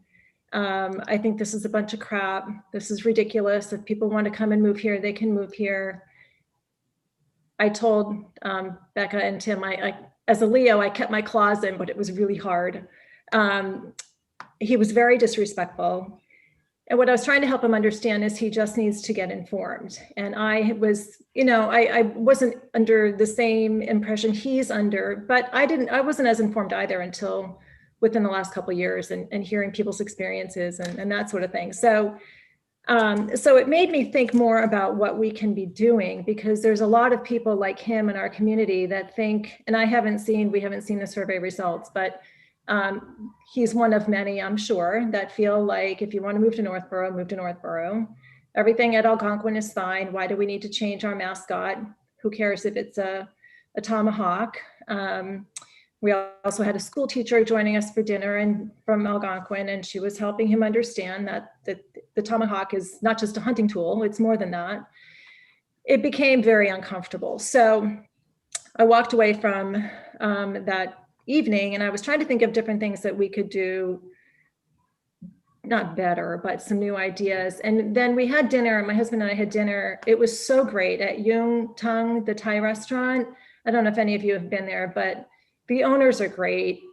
We had a really nice conversation with New, and I told him that I was on this committee, and he was so excited. And then I thought, well, why wouldn't we want to invite some of these business owners to one of our meetings? So that was my email to Becca and Tim, suggesting maybe him or, Anna from Yamazakura.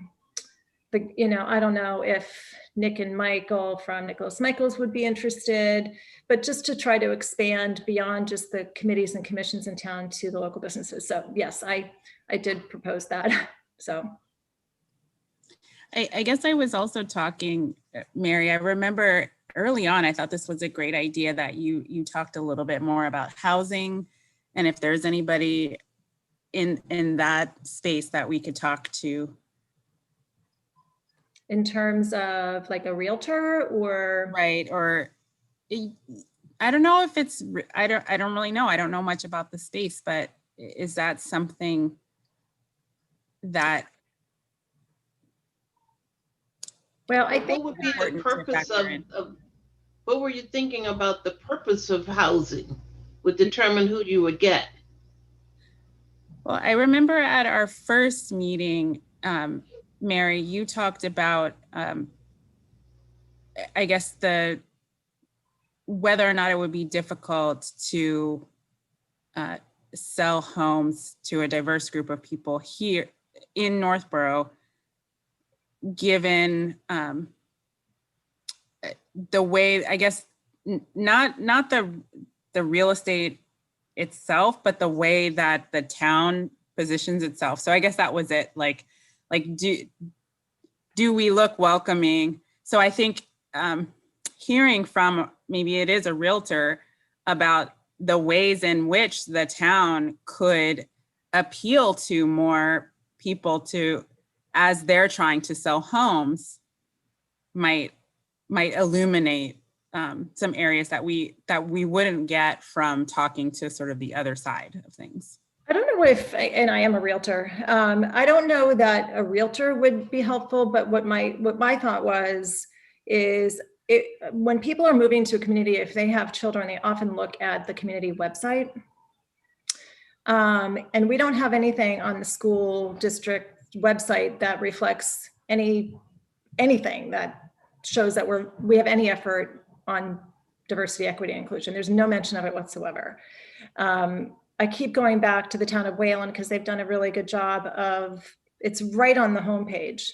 They have, their newsletter is actually called The Equity Lens, which was really interesting because I learned much more about the lens through one of the communities that Becca and I were digging into a little bit deeper. If we could, when we meet with the Equity Coalition on Equity for Northborough and Southborough, I would recommend to them that they move forward quickly and get something on our district. You're on that committee too, aren't you? Right. I was going to say, so I met today with, there's a subcommittee that I sit on, and one of our subcommittee was so large that we broke down into 3 subcommittees. And one of those subcommittees that I don't sit on, but is, they are working on a diversity statement for the school district.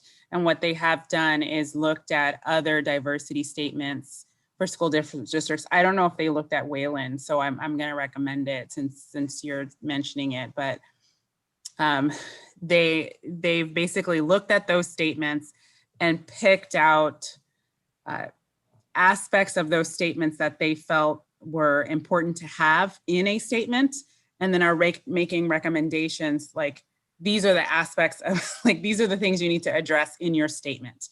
And in May, all of our work, all of the work streams are due in May. And then the district will then begin to update the website with, like, I sit on a committee that's finding resources for teachers as they want to, I don't know, anything from increasing the diversity of the books that they have to understanding how to have conversations about diversity with their students. We've compiled a set of resources that they can then access, so that there will be a resource section of the website that's broken down by, like, age group and topic. And then there's a tools section of my group that has gotten like tools and rubrics that faculty could also use. But those things, and that's just the one committee that's about curriculum. We also have a committee that's talking, they're the ones having the conversation about the mascot. There's a committee about policies that has developed a method to go through all of the school policies and handbooks and things and understand and look at them with an equity lens. So there's a lot going on. I think it hasn't yet been publicized, so that's probably part of what we could talk about when they come in May. But even just to mention that there's a committee. We're so excited to announce this committee, so that when people are looking at Northborough and or Southborough, that they see that it's a priority. And then the other thing we talked about briefly was putting something like on the Lions Club sign, which has been empty for the last week or so. Did we get it? Did we reach out to them at all and get resistance, or have we not reached out to them? June. I had Virginia sent me Skip's information, and I've been so busy at work, I didn't have a chance to reach out to him. Okay, because would you like for me to call him? Tim, would you like for me to reach out to him for you? Yeah, if you could. I can just connect the two of you, then I can get him, get you two connected. Yeah, that would be like. helpful. Yeah. Okay, why don't I do that? I can help you. Yeah, I know that, we're just preparing recommendations, but if there's any way that we can implement some of those smaller things, just the little tiny ideas, like, getting something on the school website or utilizing the Lions Club sign, that's a great start. And then people know that we're here. I mean, my neighbor was like, what are you talking about? Never even heard of the diversity committee. Why are we even doing this? So it was are we on the web? Are we on the town website yet? Yeah. Yeah. Okay. Yeah. And I think too, with the, just to go back to the small businesses in town, I think that is, like, I agree with that. I think that's a wonderful idea to have businesses of all backgrounds come in and meet with the committee. So, just a thought. I would love for I know I haven't been to the new Thai restaurant. I've been to the old one. But remember, and we can't do it now because of the pandemic, but when we used to do Apple Fest, we would have the Taste of Northborough.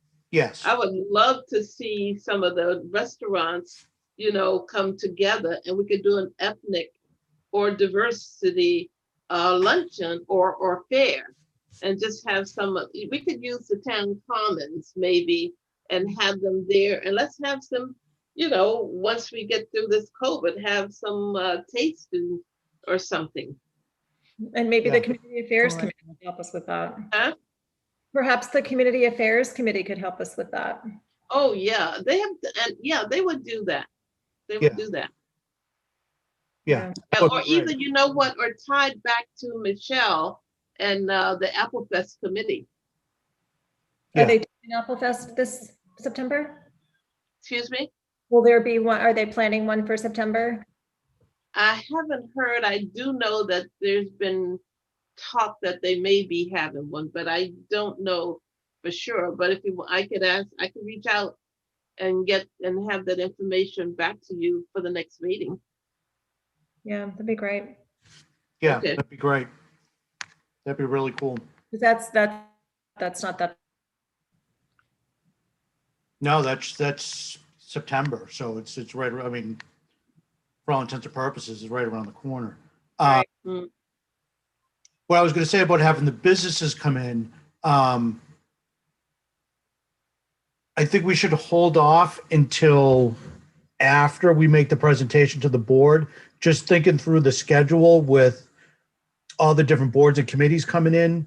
So we have a full slate for May, June, July, and August. That gets us through the summer. And then I think September and October, we're really going to be focused on putting together the report and recommendations for the board, because Becca, we're going to have some budgetary requests that those are going to have to be in October, maybe. So then we spend September, October, November putting those recommendations together. Say the first week, middle of November, beginning of December, we make the presentation to the board. They approve or not approve what they're going to move forward with. And then, as we've all agreed, one of the first recommendations are going to be that this committee continues. That's going to be pretty easy for them to approve at the meeting and say, yeah, you should continue the meetings. And then we just pick up from there and start with the small businesses but I do think between now and then, we continue to have, these are great discussions, and continue to have these and plan on all the things that we can do in the future meetings. But the Taste of Northborough at Applefest, that's absolutely something I think we can do this year. I think that would be a great way, not only to market the diverse businesses that we have in town. It'd be a great way for us as a diversity and inclusion committee to meet with the public that, to Mary's point, that don't know what we're about or what we're doing, there's lots of different booths and informational groups at Applefest or during that weekend. So there's the opportunity there too. So it would be good if we could have our vision, our mission, or if we had a pamphlet or something, because during the street fair, we could have a booth. Yeah. And, we talked to Skip and then talked to them early. They may even let us have it free. I shouldn't say free, without cost. And we can publicize the committee and pass out information or whatever. So I think the key is to find out if we think we're going to be able to have it out, or is it going to be virtual? And I'll try to get that answered by the next meeting. Okay. That sounds great.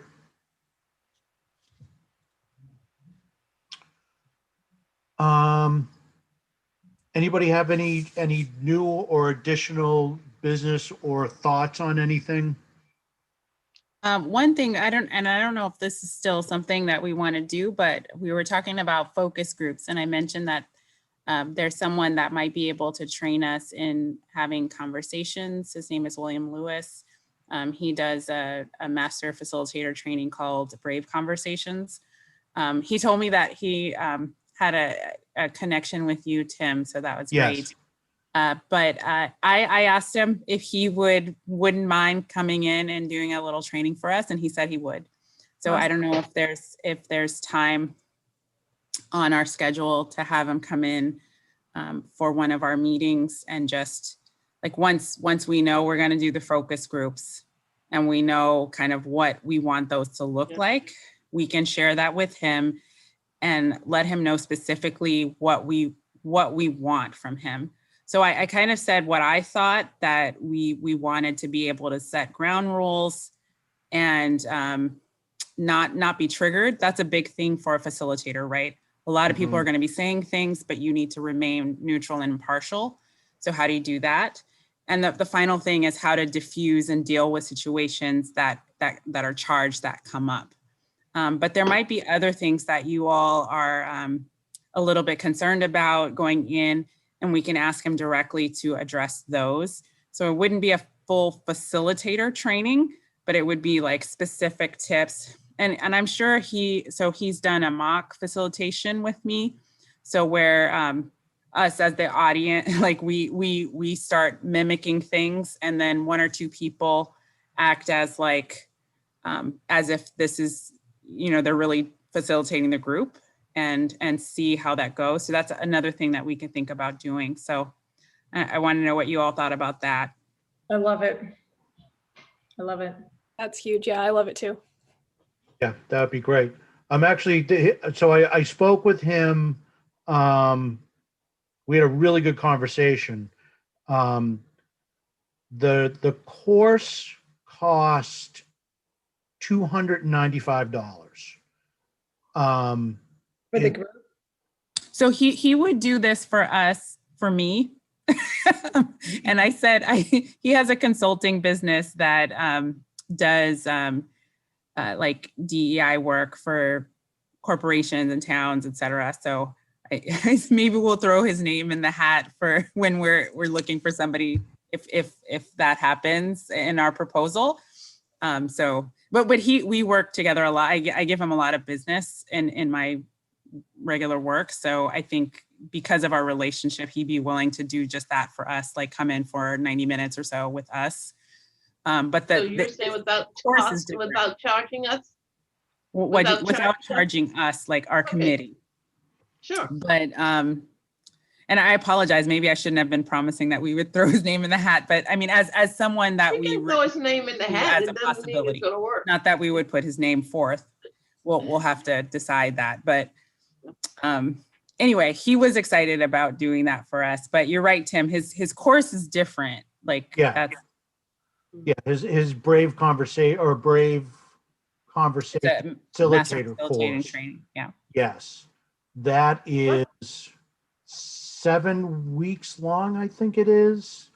And that course is $295. So I've signed up to take it. I actually start with that in a couple weeks, I think.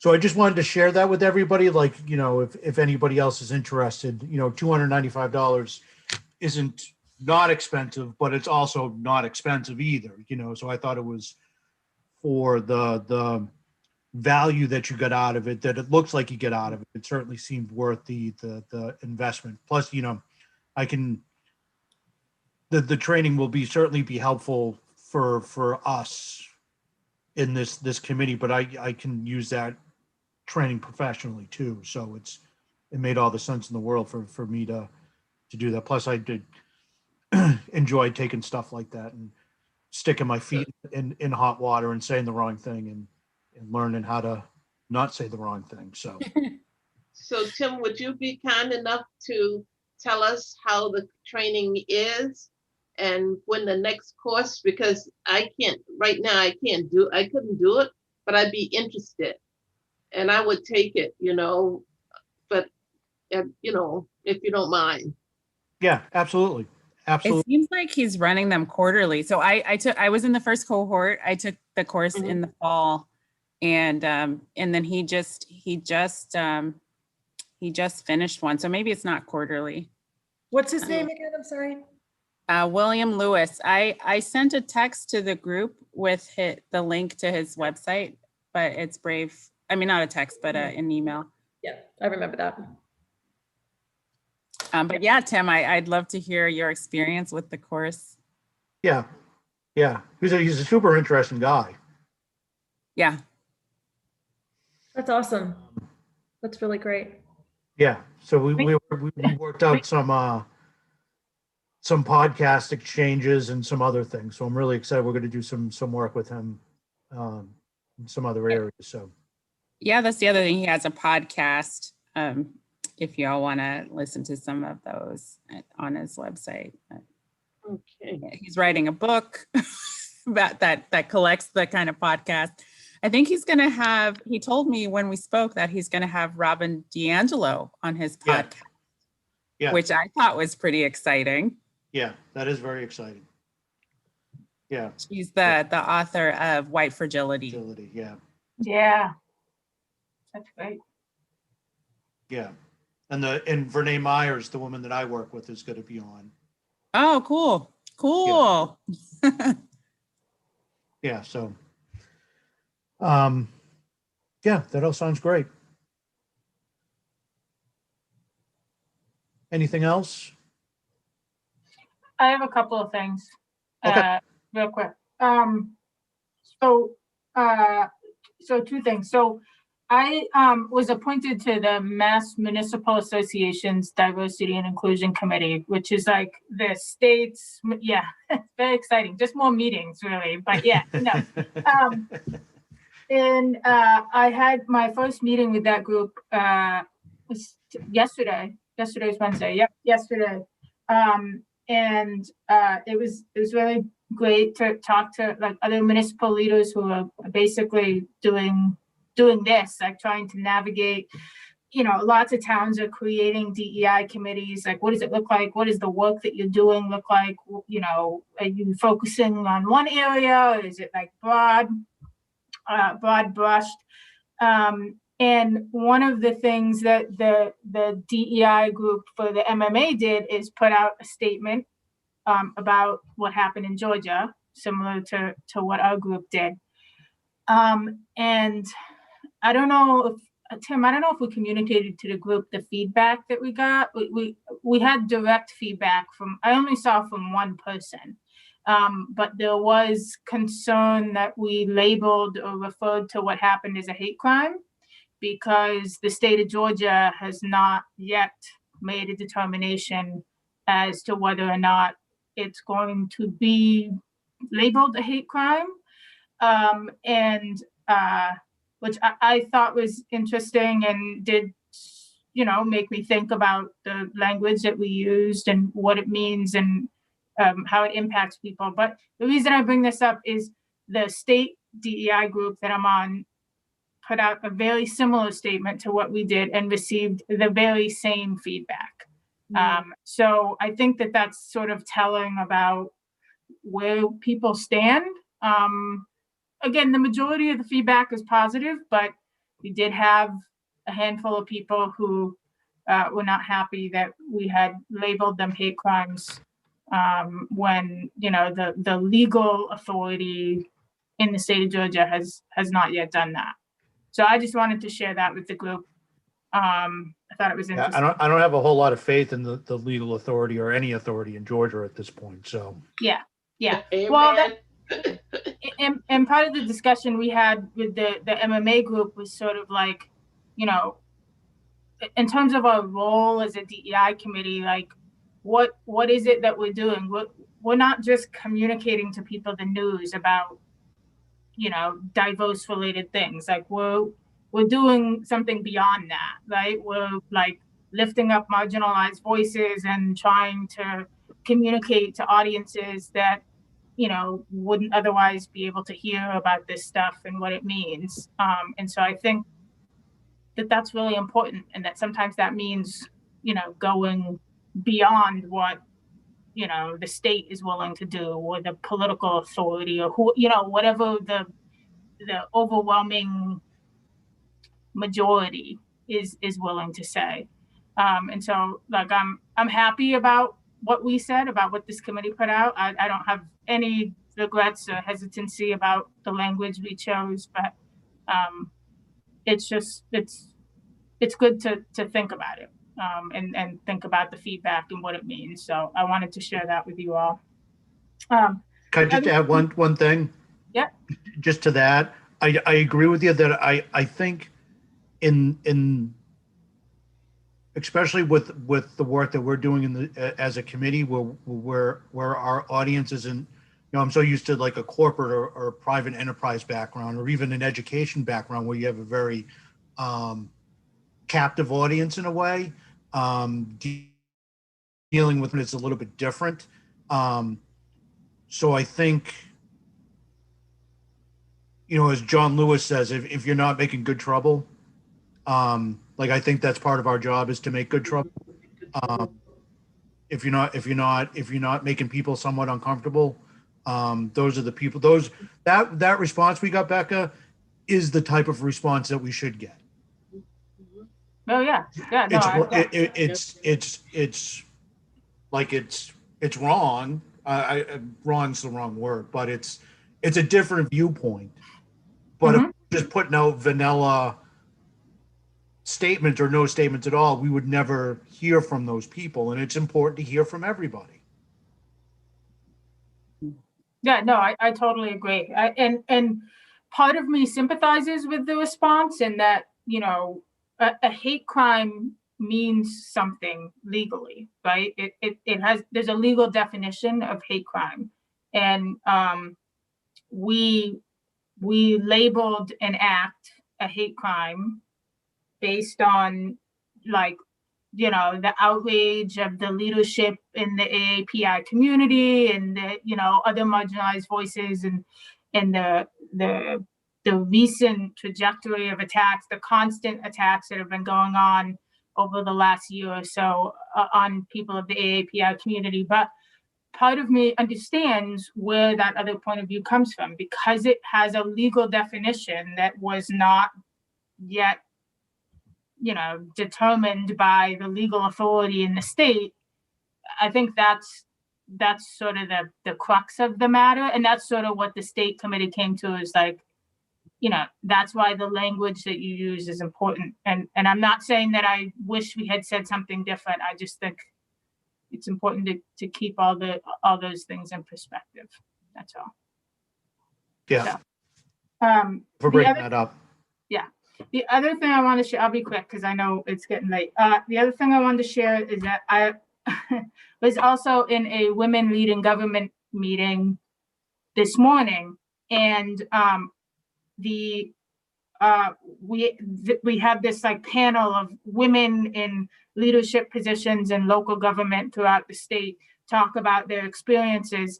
And one of the women who spoke was Jen Collins Brown, who is the fire chief in the town of Topsfield.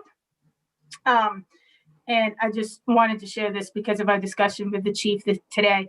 And she talked a lot about what it means to be a woman in the fire service. She talked about a lot of the barriers that she sees to women in the fire service. And a lot of them had to do with the physical test, the PAT test that the chief talked about. And there's a lot of movement on the state level about changing the test and modifying it to be more modern. It's a little bit archaic in terms of what it asks of people and how it relates to the actual job of firefighting. And so I thought that was interesting. And I also wanted to share that she is only the 4th woman ever in the Commonwealth to be a fire chief. In its 2021. And I thought that was pretty incredible. So I wanted to share that with you all. Yeah, thanks for sharing that. We should introduce her to Dave. It really makes me wonder how many other perspectives you all think we should be bringing in. Like, we talked to one person, but are we going to be kind of triangulating once we get to September-ish and we're putting this together? Like, are we going to be taking what we've heard and kind of reflecting that back because we've been asking people about their needs? Or are we more going to, like you've just said, you've brought in another voice that we didn't have. I don't know. Does it make sense? Yeah, I think, Becca, we had talked about, we're going to review in greater detail, the method and approach that these other communities took to prepare their recommendations and kind of take their lead, right? Kind of, sort of. Yeah, well, yeah. So Mary, I think what you're talking about is the you talking about the discussion we had today over email about DEI plans? Yeah, okay. So Mary and I have been reviewing the DEI plans, and I think it's twofold, right? Because we're gonna be making these immediate recommendations to the board in, I don't know, 6 months or whatever our timeline is. But I think the stuff that happens after that is where we're gonna be able to do that triangulation, I think, that you're talking about. And I think a lot of that is gonna come through if we are able to pursue a DEI plan, which I really hope the board supports, looking at developing that scope of work for that consultant. That's gonna be, I think, where all the pieces come together. That's my hope anyway. So I'm hoping that step is coming. It'll be a little further down the road, but I don't know how everyone else feels, but that's just sort of. Yes. Yeah, I agree with that.